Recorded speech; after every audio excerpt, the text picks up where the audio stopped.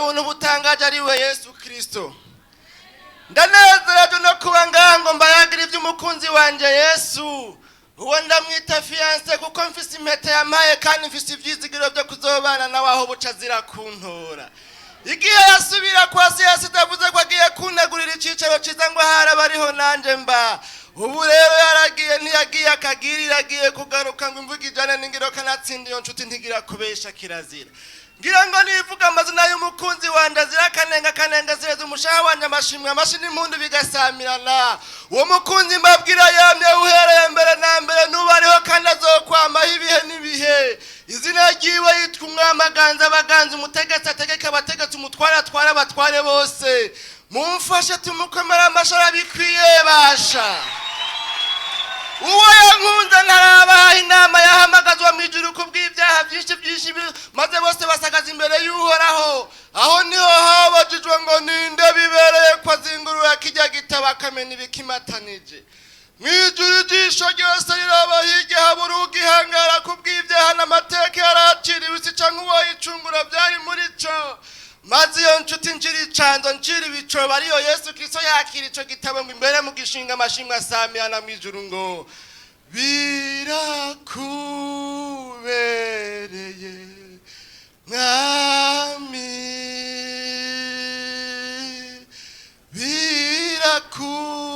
birakubereye mwami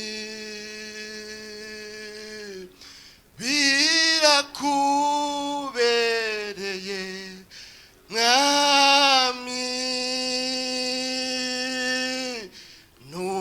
nuhabwi cyubahi yemera kutwigura ngo abonayo twobonye urupfu rwo twisha kwishira kwishimwe n'igiwe bihe bitazoshira.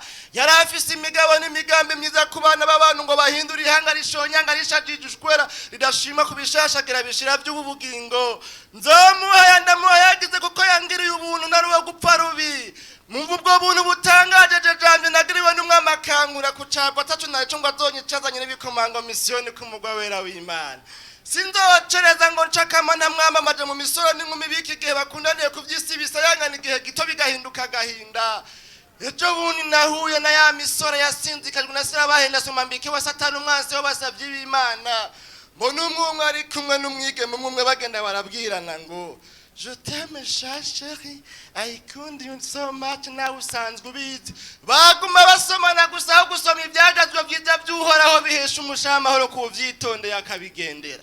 Ico gihe twahura byari byiza bisa ntiworavyo nawe narabaraba nkabatamarira kuko barajya bikabashika amashati akababera ikabashimwa na bose n'ukuri kuzima.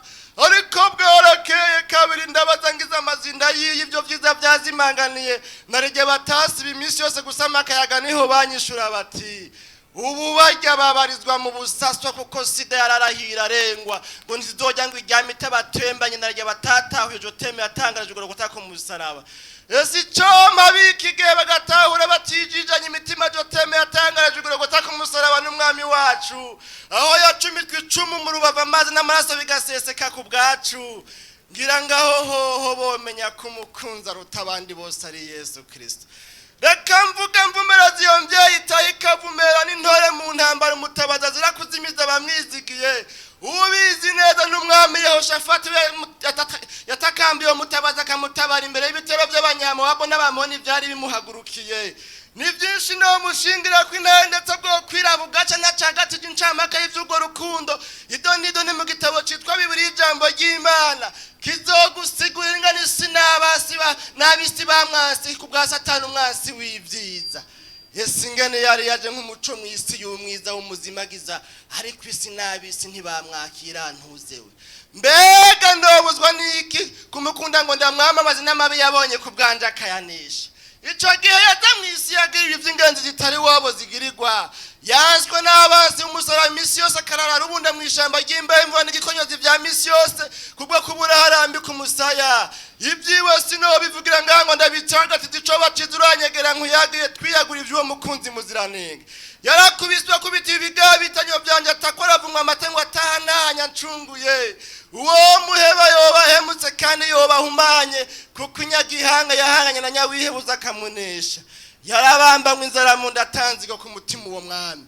Uwo munsi sinka wibagire kuko ariho Yesu Kristo yashishwa kuri Cesariyene, umusore w'umusonga musogosi icumu mu rubavu abana b'Imana tubona kuvuka.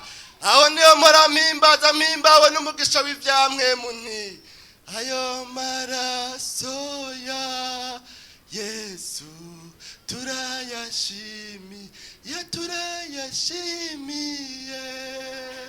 Ayewe turayashimiye, oh turayashimiye.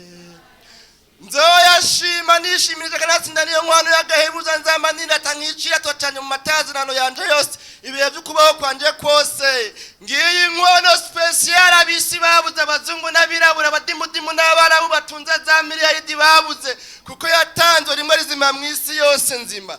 Amaze kuzuka muri iminsi 40 nabwira benshi by'ubwami bw'Imana maze asubira mu ijuru gutegura ubugeni ngo haraba ariho nzoba. Ubu rero yaragiye ntiyagiye kagirira agiye kugaruka ngo imvuga ijane n'ingiro kanatsinda iyo nshuti ntigira kubesha kirazira.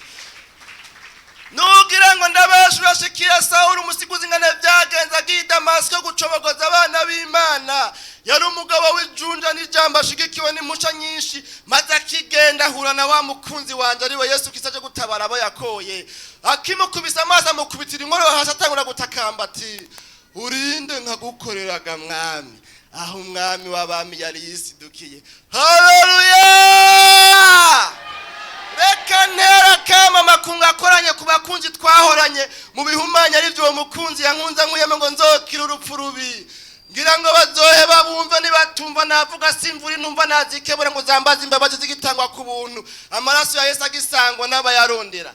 Ubu rero benshi n'abasambanye basanga ibanga na Satani abari n'abicanye kuko icyaha nico cabiziziye ibizira bikuzura imitima yabo. Abandi bandisha urwango rurimi rumubose imwe bari nibanda ndende ihumira ngikica kokiza ariko mutima usinzikariye mu bitagira mvura na imvura ivuye iwayo. Sinabadondagura ngo ndabahezi doni duranyegera nkuyagire twiyeguye ivy'uwo mukunzi muziranenge.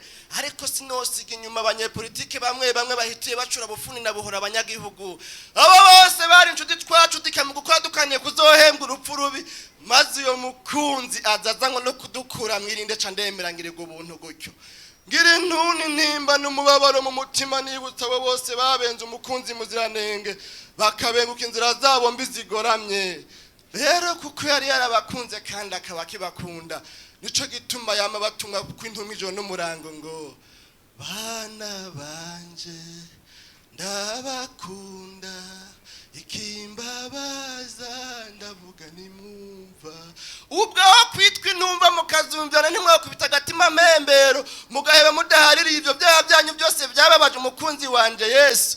Yesu icoma imitima ya bene Burundi kunga umwe n'umwami wanje maze amarira n'amaganya bikibagirwa uwo mwami yimye ingoma mu mitima yabo. Yesu icoma uyu munsi ukamwemera ukamererwa neza mu bawe no mu byawe kuko havyagira amahoro no kugubwa neza ku musese karamasaka n'amahonda bigahunda nyinshi.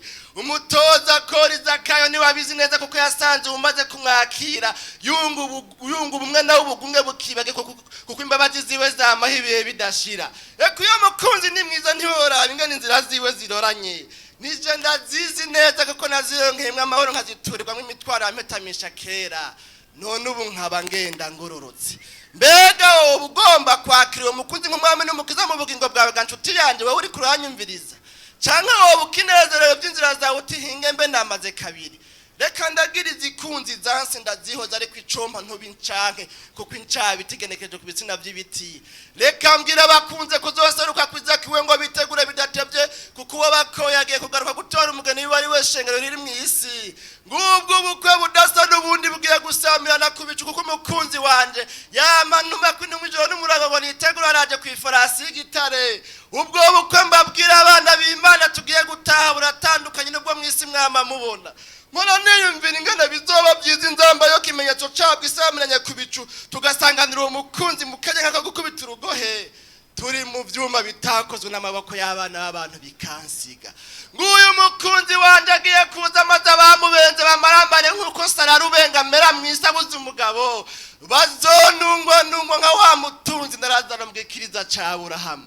Uzobora ubukwe buteye igomwe kuko komite niyo bamarayika bama biteze umunsi isaha n'isegonda ngo badusanganire Siyoni ku mugabo wera w'Imana, bakitubona dutamaje mu birimba by'ijuru. Nzoba mfatanye na fiance mfise ikimenyetso nico maraso yaseseka igorogota ku musaraba. Abamarayika bazoyirimba indirimbo zo kutwakira batwigina. Mbega umudiho w'indirimbo zigiye gusamiranira Siyoni ku bwa Yesu Kristo na wa mugeni wiwe. Bizoba byiza mugeni ihangane ibangari bangi kuko nta nzara n'inyota nta ruzubo no gucumuka nta kugwana no kugwaza kuko ukunzwe n'umwami uko ni kwagirirwa. Mbega wowe ugomba kunga ubumwe n'uyo mukunzi ga nshuti yanje. Bicitwa uyu munsi biracashoboka, ariko hagiye kugera igihe bitazoba bigishoboka. None rero ico baciza ga nshuti yanje nuko wowe mwakira akakubera umwami n'umukiza mu bugingo bwawe, ukigaya ko watevye kumwakira nawe yoca kwakira kanatsinda iyo nshuti ntigira kubesha kirazira. Nakagaruka ndaciye ku mayange vyo mukunzi wanje Yesu sinobiheza, tuzosubira umwami Imana bampera umugisha.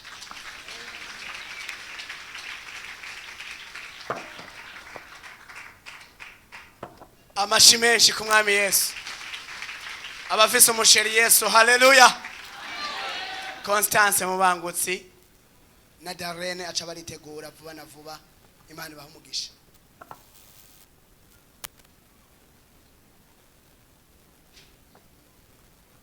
Haleluya, haleluya. Ndabagumbiriye mu izina ry'umwami wacu Yesu Kristo. Ku mazina banyita niyo kindi Costas, naje mva muri Eglise Repentance ku Mutakura. Haleluya. Nibadushe mu indirimbo ivuga ngo nasanze atayindi Imana iriho atari yo mu ijuru yonyene itabara. Haleluya.